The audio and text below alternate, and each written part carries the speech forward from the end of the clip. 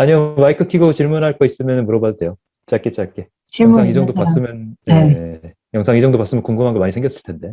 따로 없어요? 질문을 드릴까요? 그러면은, 네, 질문 들어오나요? 지금 누구예요? 네네, 들립니다. 송채희 학생인가요? 6학년 송채희요. 네네. 네네, 말씀하세요.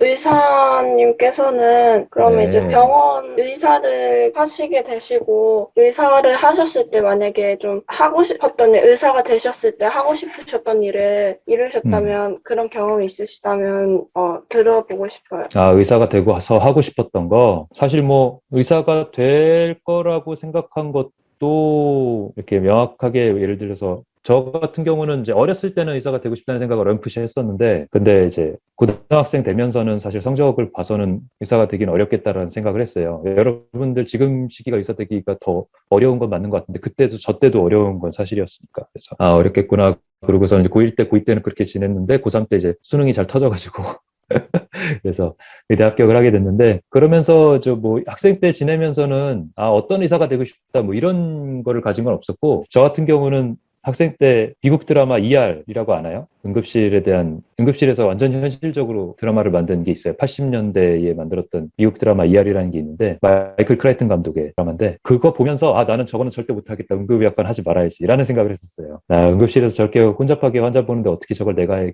그랬고 좀 편하게 할 수 있는 과 같은 게 재활의학과라고 생각을 했는데 지금에 와서는 이제 이게 또 익숙해지면 또 할 만한 또 일이거든요. 환자 많고 막 긴박하고 이럴 땐 또 정신없지만 저런 환자만 있는 건 아니니까. 그래서 그럴 때는 또 편하게 환자 보면서 내 시간도 또 가질 수 있고 계속 외래만 보거나 계속 수술만 하거나 이런 것도 되게 힘들거든요. 같은 외래 같은 수술만 하는 것도 심심하기도 하고 그런 면에서는 저는 지금은 만족을 하는데 뭐 어떤 의사가 돼야 되겠다 해서 그걸 이뤘다 이런 건 없어요.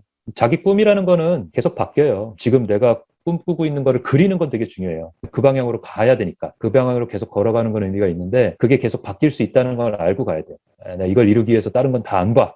이렇게 하는 건 아니라는 거. 그런 면에서 답이 된지 모르겠지만은 이런 의사가 되겠다라고 마음을 먹고 간 거는 별로 없었던 것 같아요. 네. 저 다른 개인, 질문 또 있으세요? 네, 지금 DM으로 질문이 들어와서 인서울 네, 말씀해 주세요. 간호학과랑 전문대 간호학과의 차이점이 뭔가요? 라는 질문을 3학년 친구가 해주었어요. 인서울 간호학과랑 전문대 간호학과. 전문대 간호학과는 지금 다 통폐합돼서 4년제가 된 걸로 알고 있거든요.